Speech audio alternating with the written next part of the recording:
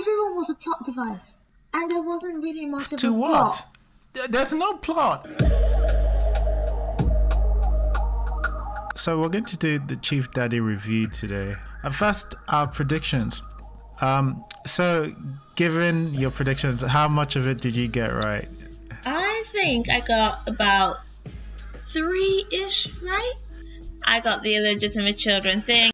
I'm predicting an illegitimate child. I got the extra family thing. He might have a second family that may or may not know about the existence, or possibly know about the existence of the first family. There's going to be a big do about getting to the funeral.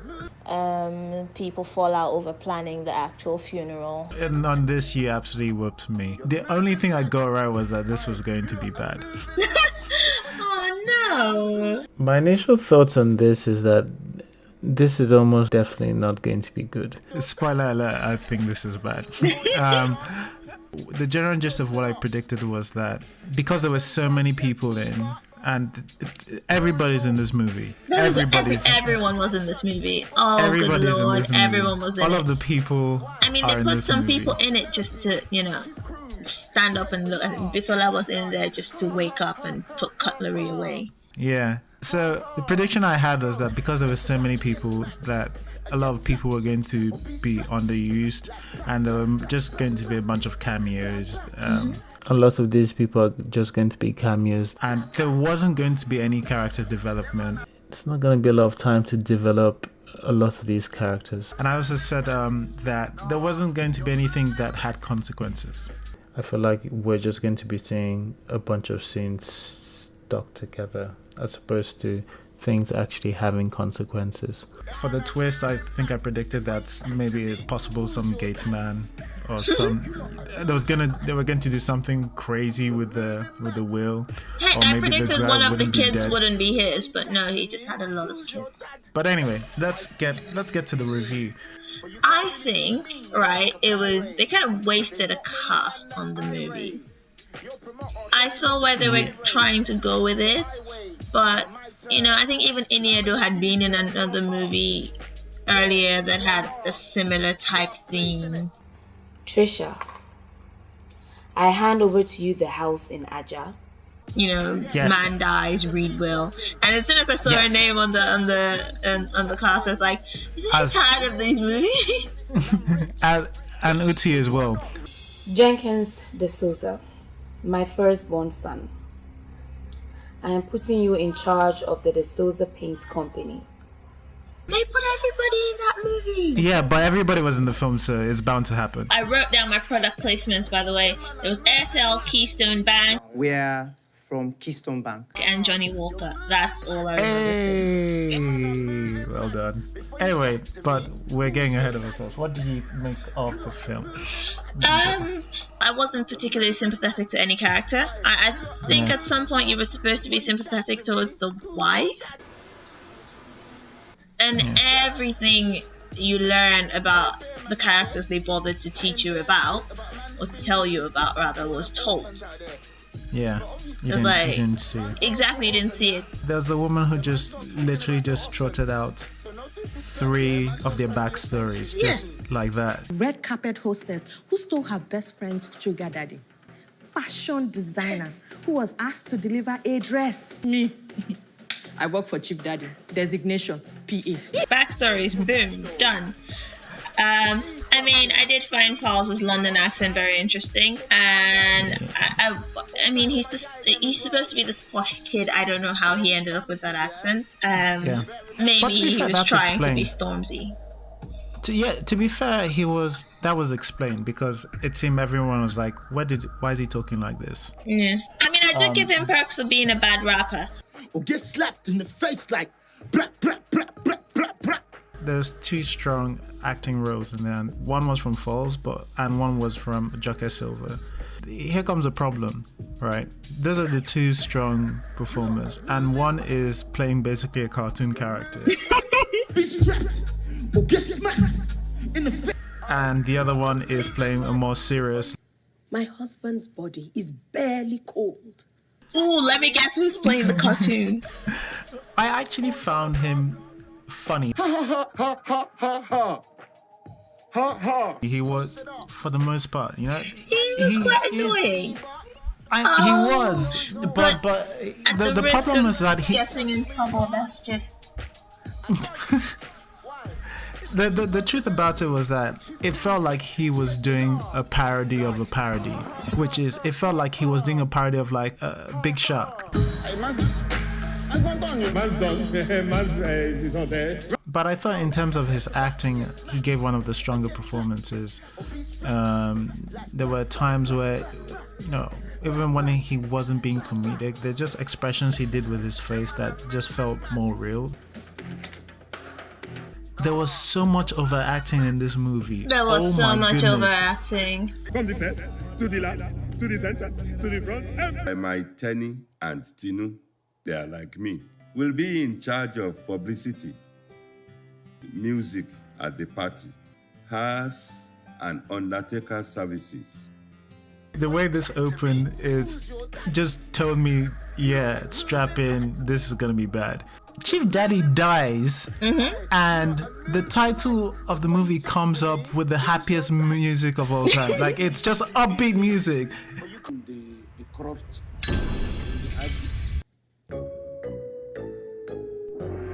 Chief Daddy! What? I think that should have let us know what the mood, what everyone else's reaction to Chief Daddy's death would be. Like, comedic. Hey, dead. He's Hey-oh. dead. They're reading the He will? dead. My Tenny and Tinu, they are like me. That bit at the opening told me how tonally confused this movie was going to be. At the end, you have them reading out the will, Are we just jumping everyone's.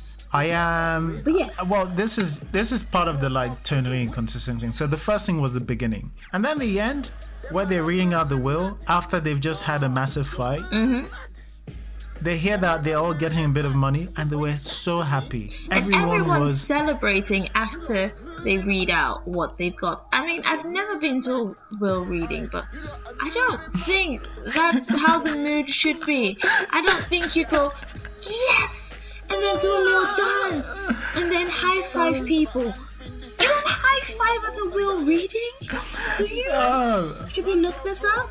Chief Daddy, when he dies at the beginning, and Patience and Ken pick up his corpse. Yeah. My guy is helping them. He's giving them all the help they can get. The corpse doesn't really keep their hands, you know, like you pick it up and it's all limp. But nah, my guy is giving them all the help they can get. This guy is not even trying to be dead.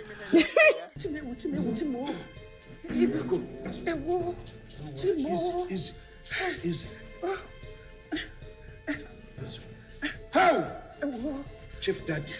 And I thought he actually did an alright job. He was one of the few people who went overacting, and I thought he did okay with his part. He didn't have a lot of lines, but How many people had a lot of lines? yeah. Patient faints when they say like he's dead, and the doctor just helps her down. Chief Daddy has gone to rest.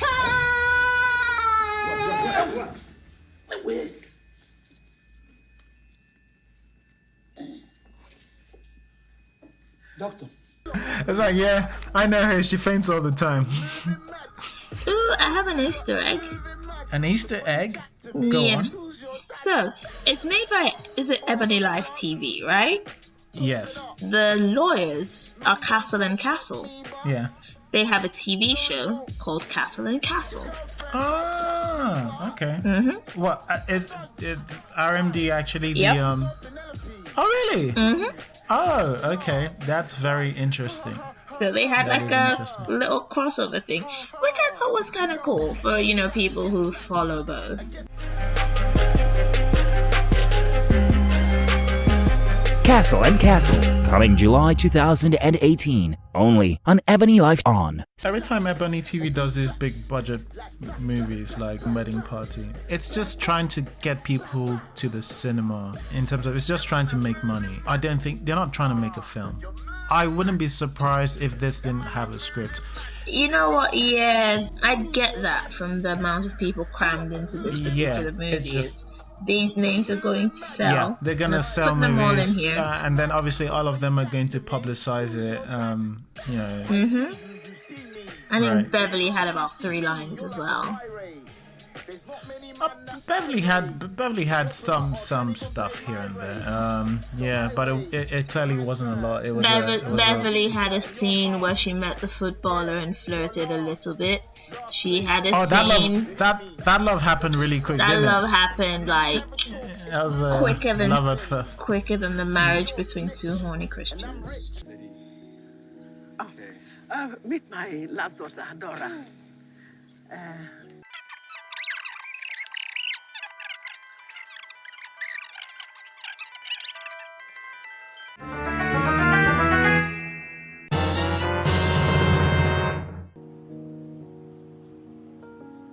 What's the excitement?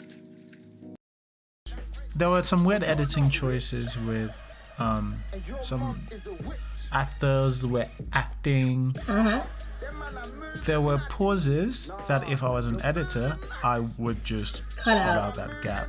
Since we are all in the same boat together. Wait, you and who? You seriously have no manners. And then I remember where Nedu and She Girl, they had just done their comedic walk down, you know, they just in slow motion. And then they look at each other and start like smiling really widely, and they're about to do a high five. Yeah. And it cuts before it gets to the high five. There was just so much repetition in the movie. I also am starting to feel like we're shitting on the movie though. Shitting on the movie, I don't even know what that means. I mean, I'm telling you all the things the movie did not well, and I will say all the. I tried to say all the places where it did well as well, which isn't a lot. I don't know. I don't think I do very well with criticism, so I worry about, I'll make other people feel.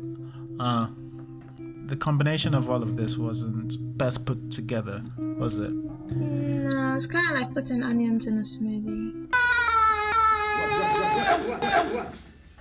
Yeah, also, one of the worst, I guess, part of this, like, the thing that supposedly tied the end was just, again, they could have shown people doing something that made the tables turn, but the way they reconciled, it happened off screen, and it's like, and it was a big thing. It was a big plot point, right? That got resolved off screen. Such a huge plot point. I mean, like we'd watch almost 90% of the movie is them fighting and bitching and. What are you looking at? Don't worry. Talk Look, guys. Come on, okay? I'm pretty sure the point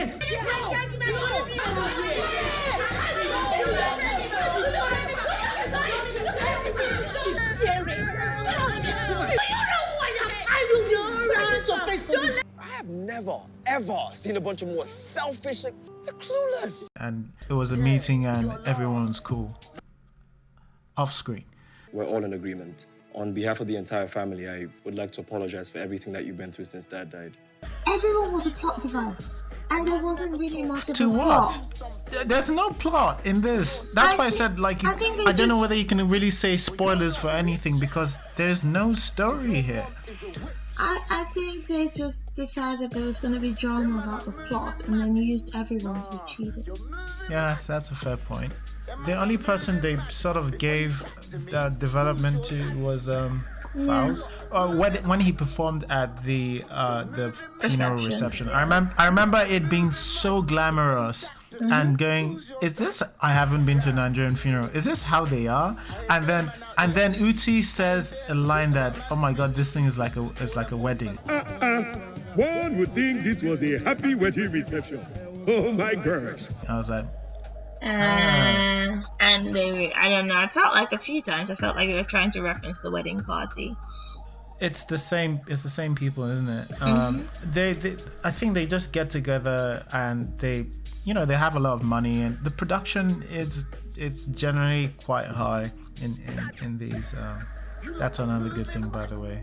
so we're not all doing bad stuff. Good production quality. Good, yeah. It's generally good production How was quality. the sound? It wasn't especially bad though, to be fair.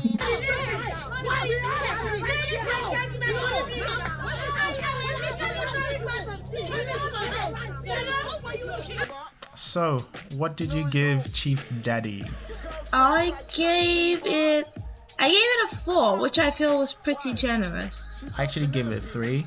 I really wanted to give it low because, I mean, there isn't a lot it does right. The thing it does right is the production quality. There's no plot in this. It's not particularly funny. But out of anyhow, still need to keep supporting these people. Keep supporting the filmmakers. Although I would say, pick better though. Like I would support other Nigerian movies before supporting this one, because honestly this one doesn't try. Yeah. That's it's not trying. That's the truth. You can usually see if they've tried and just they haven't hit it quite yet. And you can see that they'll keep trying if you keep supporting them. So. Honestly, this isn't one I feel comfortable telling people to go support. That's the truth. Because again, there isn't any attempt here to try to make.